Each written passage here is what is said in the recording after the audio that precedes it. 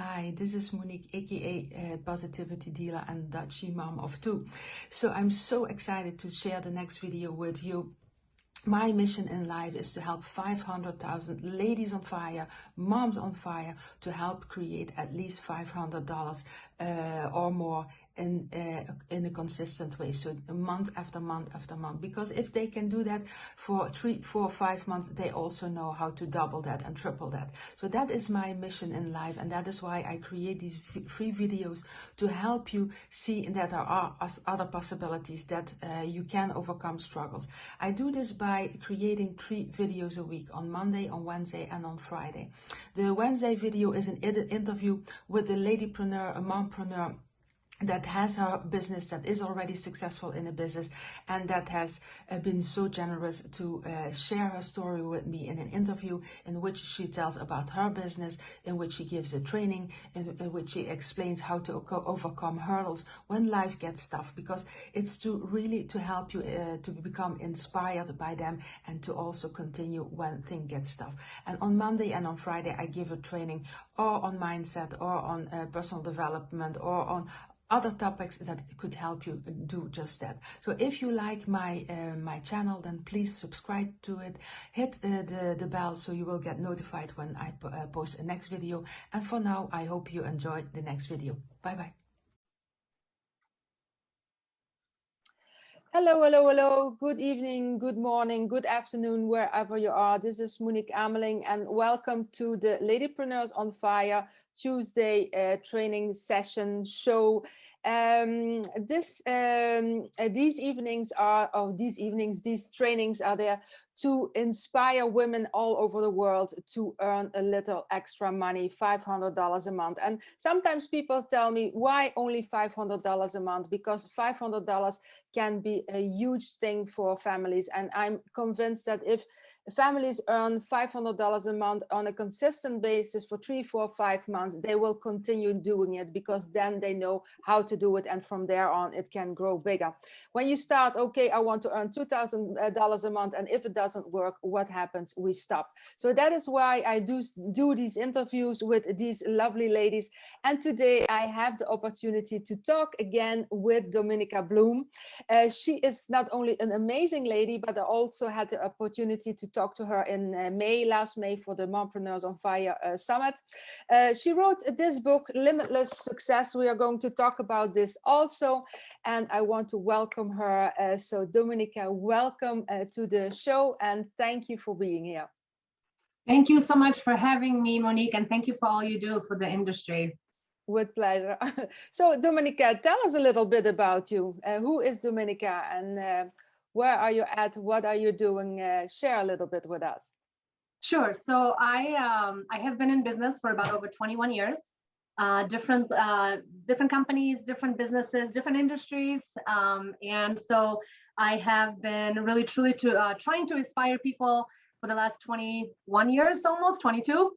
I can't. It just sounds like I'm so old. But you know, I just started when I was 7, right? Let's just say that. Yeah. So, and just really inspiring people to do their best, to really put their potential into use and live their best life, whatever that may look like in whatever industry they choose. Everybody has a different vision of success and what they want to do with life. So I try to really inspire them to really live their full potential, because I really truly think that people can do that if they are just open their mind and their heart to the possibilities that are around them. So that's what I've been doing. I am currently living in South Dakota, one of the most beautiful states in the United States, in a little town, which is just very different from what I grew up. I grew up in Chicago. Definitely miss the big city, but I'm loving the small town feel. And yeah, so that's, and I just redid my office, so I hope you like it. Yeah, I like it very much. All the books there behind you. So you say you grew up in Chicago, but before Chicago, you came from a totally different part of the world. This is also something you talk about in your book. When I read it, I just said to you, I had goosebumps. I didn't know that about you. Can you tell us a little bit about that journey before you came to the States? Sure. So I originally am from Poland. When I was growing up, I was born and raised in Poland. And at that time, Poland was a communist country. And so very little was available to us. My mom worked her heart, her whole entire life to provide the best life she possibly could for me. And when I was born, I was struggling a lot with my health. And you could see that in the book as well, and just kind of talk about how my mom, how I'm really grateful to her for really not giving up and just doing the best she could in those times to raise me. Mm-hmm. And in the 80s, there was just lots of commotion going on in Europe. And if you know anything about her history, as you would know, because you are European as well. Yeah. Mm-hmm. There was just not a lot of opportunity. And so we decided to move to United States. Mm-hmm. And we did that together. So there's another struggle there. As we are moving, we didn't speak English, and everything that we had to overcome to find ourselves in this new world and the new environment and new language and new customs and new everything. So yeah. It's just, I think that kind of built my resilience throughout the years. Like from when I was little, I saw what my mom did, how to survive, and what, she's a tough cookie. We just talked about that. Yeah. Really kind of when we moved over, and there was another kind of knew everything, right? Just to get to live in that and fit in and just feel, like you're part of a new country. And then when you moved, I moved to South Dakota, that's again kind of like completely different. So like, I feel like my whole life had just been a change after change, but at the same time, that's what makes us stronger, right? Change is one constant thing in life. That was my next question, because the journey you went through, you struggled also in high school, but you finished with high degrees, and isn't that forms also the person that you became, that didn't give up, that started her own business, and so on. So there was a part in the book, and I hope it's okay that I read it to you. It's you talk about other people's opinions, and that is something we see so much on not only on the internet but also in our surroundings. And so we take opinions from other people. We take broke people tell us to not invest in something. Other people are telling us who are overweight not to eat a certain thing, because and so on and so on. And why do we do that? Do you have an explanation for that? Because if people would stop listening to naysayers, to other people's opinion, because an opinion is not a fact. Those are two different things. Facts are supported by experience, by knowledge, by research. Opinions come from the guy next door, his grandson, the neighbor of his grandmother, something like that. So why do we do what? Why do we have that nature in us, or a lot of people? That's a very good question. I think it's because as humans, we like to fit in and we don't want to stand out, which is just so crazy to me, because we were born to stand out and not to fit in, right? Yeah. So I think a lot of times we ask people, or maybe we don't even ask, and they voluntarily give us their opinion. And a lot of times, like you said, it's not an opinion that we should really take to heart. It's okay if people give us advice or if they give us their opinions from their perspective. Mm-hmm. But again, those people are not paying our bills, right? If they're talking to us about finances or business or investments, they don't pay our bills. If we want to get healthy, we probably would not listen to somebody that's not healthy. So again, why should we listen to someone that's maybe not financially stable or has what we want? Mm-hmm. And implement in our life. So my motto always was, I learned this from my mentor a long time ago. He always said, look at the people that have what you want in life. And that could be business, that could be health, that could be relationship, that could be relationship with your creator, that could be the lifestyle that they have, the work that they do, whatever it is. Look at those people and do what they do to get what you want. Yeah. And if somebody comes across that doesn't have those things, so for example, a long time ago, I wanted, change my hair, for example. Mm-hmm. And there was this lady that was telling me about a hairstyle. And I look at her hair and her hair is completely dead. It's like just dull. I'm like, I don't think I'll be listening to you about that. And which is such a simple thing, right? Yeah. So we got to really, and when we become conscious of that those people that, like you said, they're not facts, they're just opinions, and everybody has one. Just ask them. Everybody has an opinion about everything. So we got to realize that it's our life that we're living, and life is short. We got to do what makes us happy, what brings us joy, how we can serve other people. And a lot of times if we're serving other people, doing whatever we're doing, there'll be opinions. People say, well, why are you going to Guatemala to build a school, for example? Why don't you help somewhere else? Well, that's what I'm called to do. So I appreciate that, but it just goes in one ear and leaves the other because I don't have time to listen to anybody's opinions. It's my life, right? So I always encourage people, it's your life. You do with it. Yes, it's okay to get advice from the people that have what you want. So you got to always consider the source. If somebody's telling me about marriage and they've been divorced 5 times, I'm sorry, I'm not going to listen to it. You know what I mean? Because I want a successful marriage. So just, it could be anything. So I truly believe that it's okay to if somebody doesn't make the money that you want, I wouldn't be listening to them about finance. If somebody doesn't live the lifestyle that you want, I wouldn't listen to them. Because again, we know best what's best for us. So true. And sometimes it comes from our parents or our husband or spouse or wife or, girlfriend, best friend. And again, that's okay. We can have that conversation, but that doesn't mean you have to listen. That's right. Yeah. It's your life. You got to live it on your terms, man. And if it's, sometimes I think we're also such people pleasers that we want to please everybody. We're not going to please everybody. The number one person that we got to please is our creator and ourselves. Is that also one of the reasons that you wrote that book?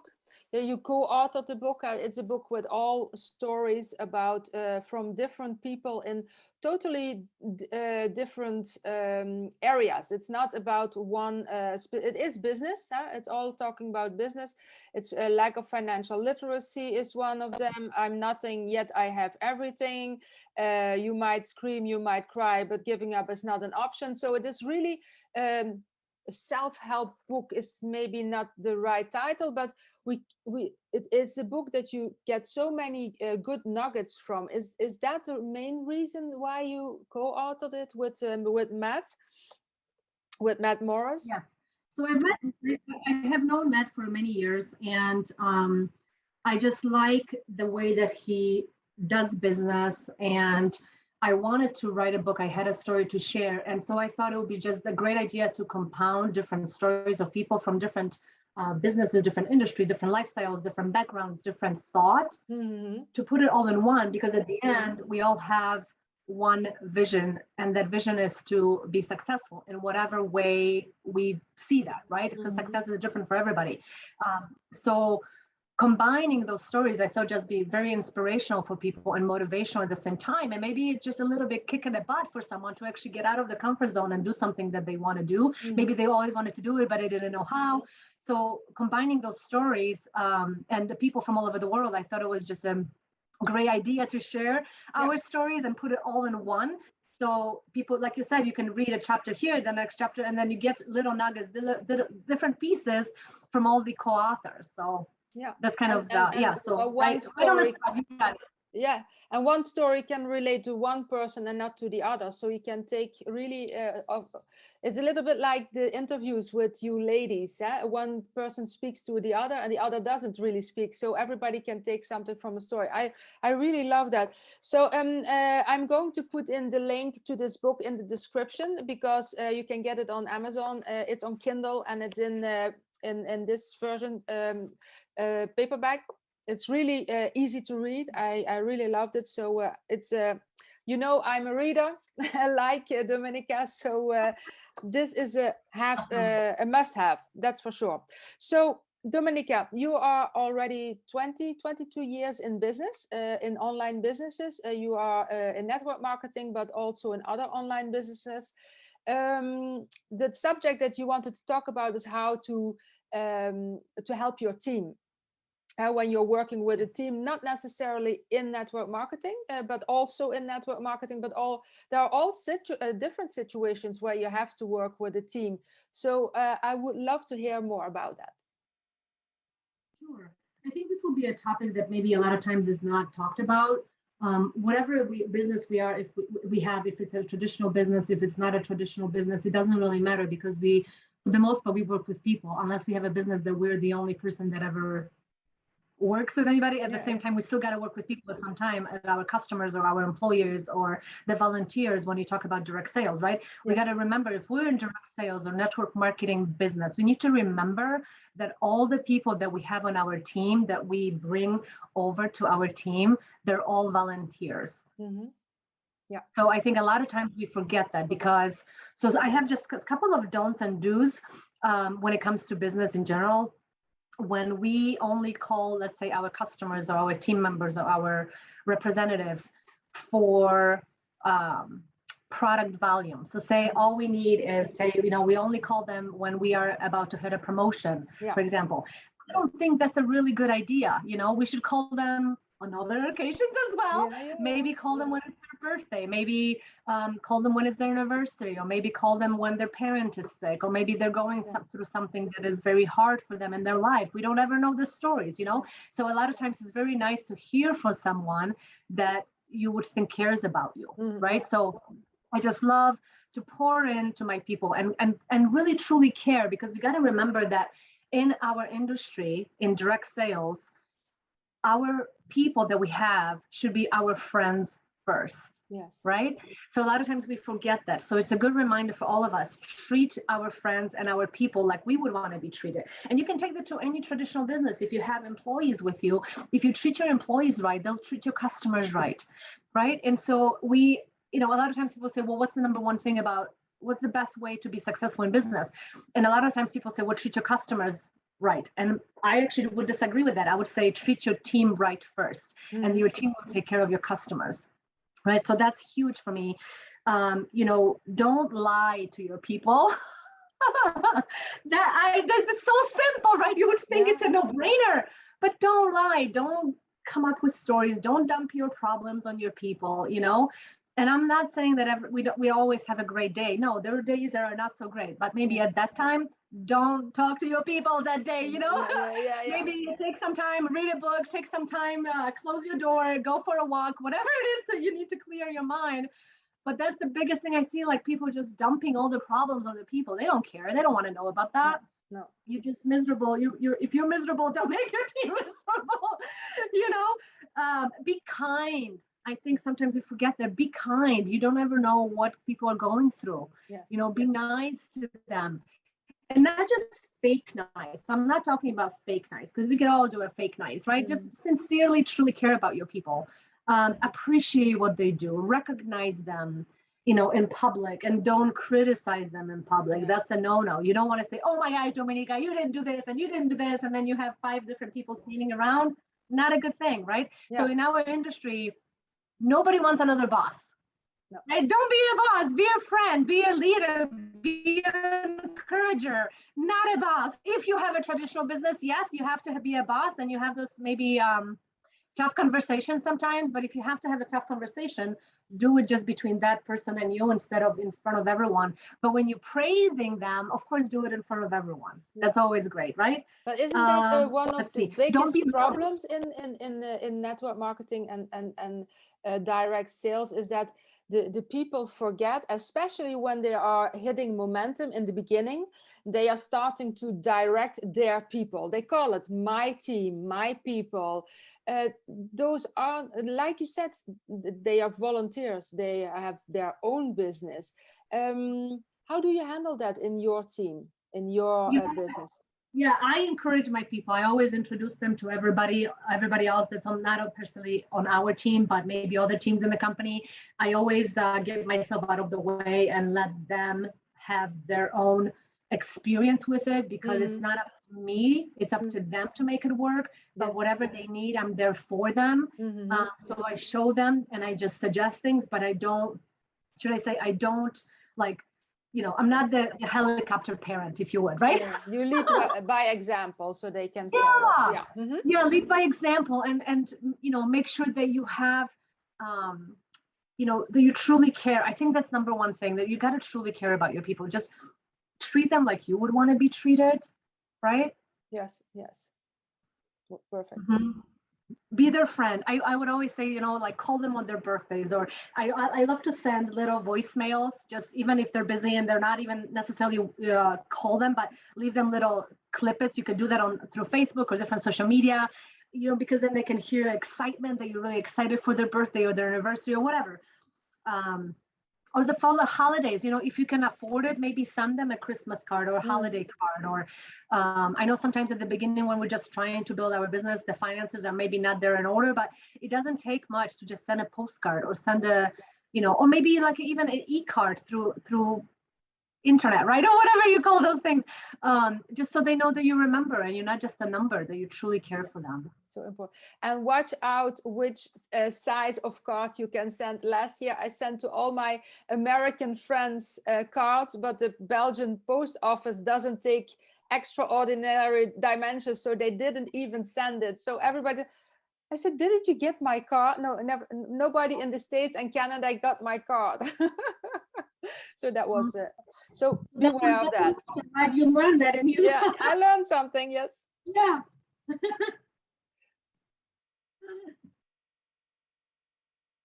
So what are the do's that you say be friends, and what are other things that you could suggest that people just starting, they are not seeing maybe really results in their business? How could you help them start overcoming those hurdles, like I say all the time, with your do's and don'ts? Which are the most important that you think, okay, that will give you more momentum, that will give you the possibility to get over that?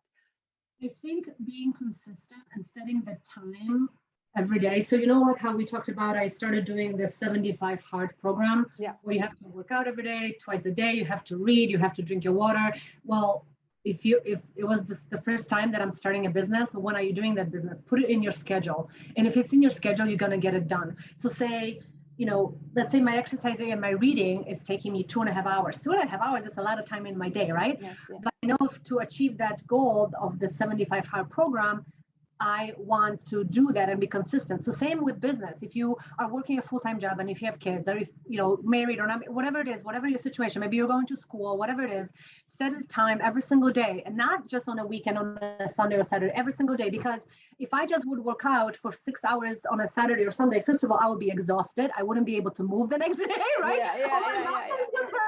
But if you do 45 minutes every day or an hour every day, that adds up, right? And so you're not exhausted. We all can squeeze in 45 minutes or an hour every day. It doesn't matter how busy or not we are. We really could. We could get up earlier. We could go to sleep a little bit later. Yes, we may get a little bit of circles underneath our eyes, but that's okay. That's a temporary thing, right? So as we do that, so then when you think about it, it's like 6 hours a day or 6 hours a week or 7 hours, whatever it is. Maybe if it's just half an hour, or maybe it's just 15 minutes in between picking up kids from school or whatever it is. We can always use our phone. We all have phones, right? Yeah. So we can follow up, or we can get in touch with someone. Yeah. So really just those little pockets of time, we could use that to build our business. And then as our business grows, we will find more time and more people that have more time and so forth, and our organization can grow. But I think the consistency is really, really important, but also remembering why you started. Sometimes we forget that. So like, why do we start? What is it what do we want to get out of it? Do we want to travel more? Do we want more time with our family? Do we want more money? Do we want just freedom? Do we want just to do whatever we want, whenever we want, with whoever we want? Like, I don't know. Everybody is different. Or maybe just to make an extra $500 a month, whatever it is. So remembering that, and you can have little things, if you look at my desk, I have all these different things that I still see, because sometimes we still forget, even if it's 20 years later. So maybe one of the things you have in front of you, I always say, what am I doing today that's going to get my tomorrow to be better? Or if I did today what my people did, or what if, how would that tomorrow be? So like you said, leading by example and consistency and having that end result in mind. If we own a traditional business, that's also the same thing, because I don't think direct sales is the only thing we can make money in, right? You could build a great organization, then diversify and do different things. I mean, there's so many things that are available to us. An average millionaire has 7 different incomes, right? 7 different streams of income. So it's okay to do different things. What I would say is just focus on one thing, get good at that, and then do something else or addition to, add on. And so consistency and having that discipline of the schedule, I think it's super important. And that's something that I was totally not good at. Yeah. At the beginning, I was like, so it took me some time, and that's okay because you learn, right? You figure out on your own, hopefully, that what works and doesn't work for you. Yeah.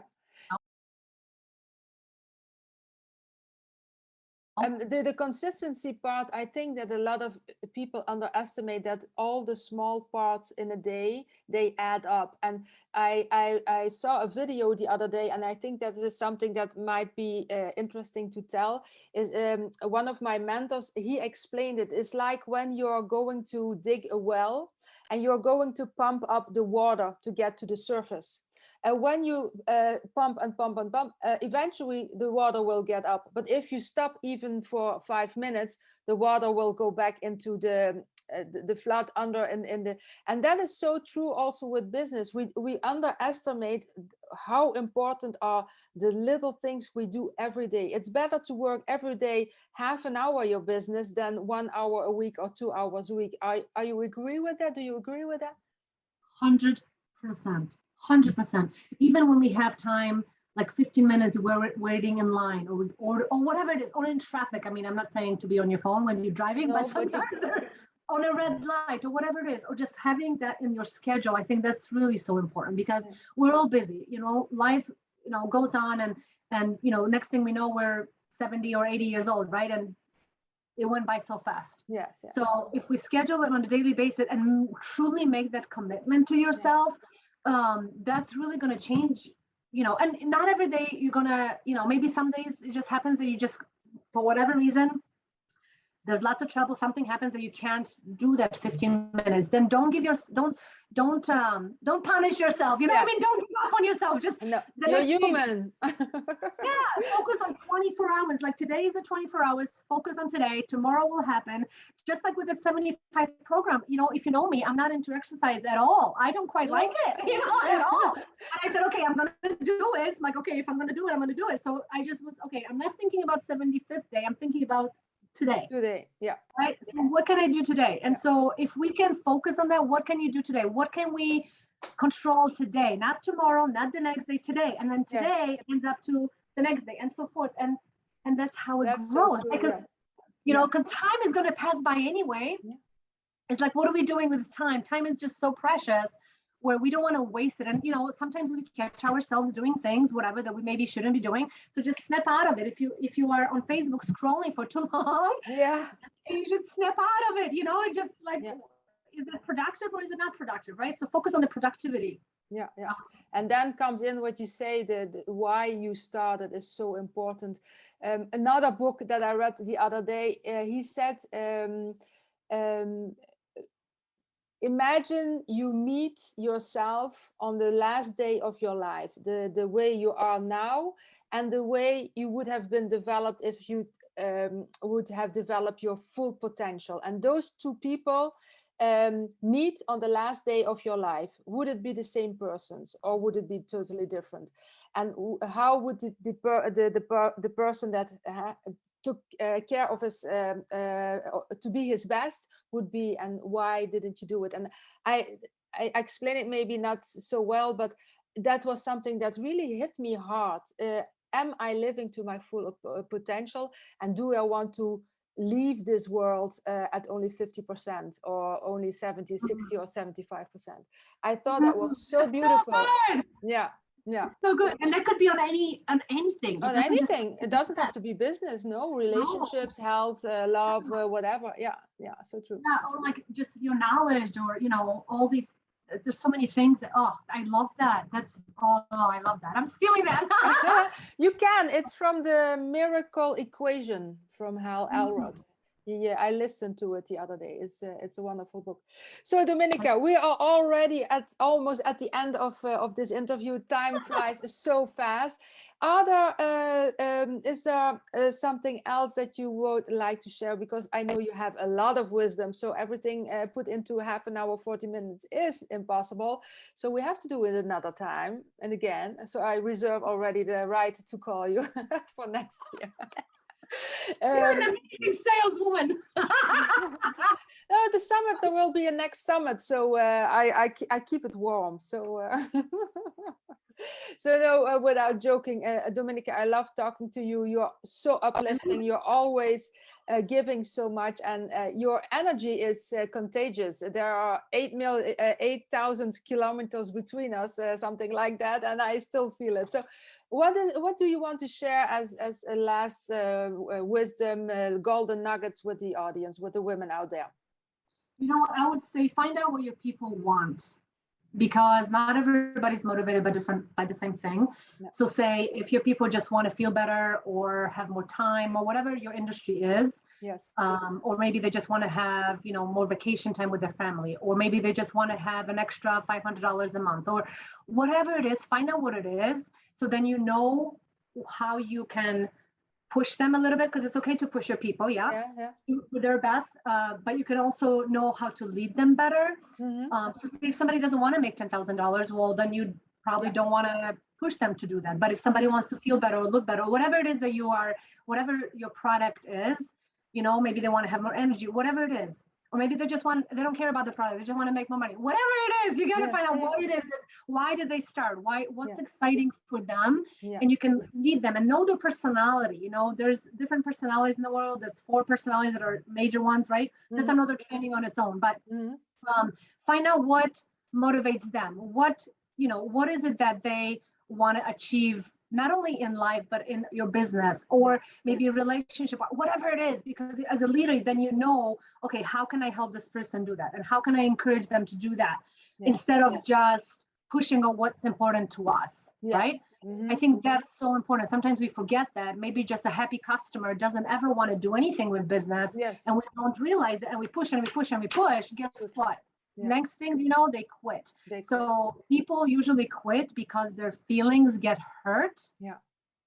So try not to hurt their feelings. Try to uplift them and help them get what they want out of business. Meet them at their, yes, that's so true. Oh, thank you for sharing that. So Dominica, where can people reach out to you if they have questions, or if they want to find you on the interweb? Sure, they can find me on Facebook, Dominika Blum, just like it says. You know, you can see my name right there, right? Also on Instagram under Sun Attitude. They can email me at Gmail, DominikaBlum@gmail. Yeah. Okay, and I will put the link to the book in there also, so they can go and order it. And well, what's up next for this Q4? Do you have special plans for the end of the year? There's always, I'm always cooking something, you know. Yeah, so we're working on another adventure, another business, and I'm very excited about it. So just a new space for us. So I'm doing lots of research, lots of learning. Obviously, keep on continuing with the expansion of the businesses that we have now. I'm going to see my mom and my brother for the holidays, so I'm excited about that. My brother got a new girlfriend, so I'm excited to meet her. I think she's the one. I don't know, we'll see. He's my younger brother, so you know I got to be that big sister for him. Yes, of course. You know, thinking already or preparing for 2022, I think is going to be an amazing year. Just taking it all in day by day and just moving forward. Okay, well, keep up that sun attitude, because it is contagious and we need much more of that. Many more people should be have that fun and that's the way of how you look at life like you do, because it is really inspirational. So thank you for your time, Dominica. I know you're busy, so I'm going to leave you in your new office and enjoy your new office. It works better when you have a new office. Yeah, it's exciting. You can kind of purge and arrange and different things. It kind of gives you a new little boost, energy, right? Yeah, even more energy. Thank you, Dominica. I wish you all the best. And if we don't talk to each other, but I guess we do, I wish you all the best for the end of the year and the starting of the new year. And we talk again soon. I'm sure of that. Thank you very much for your time. Thank you so much. Thank you. Have a great day. Thank you. You too. Bye-bye.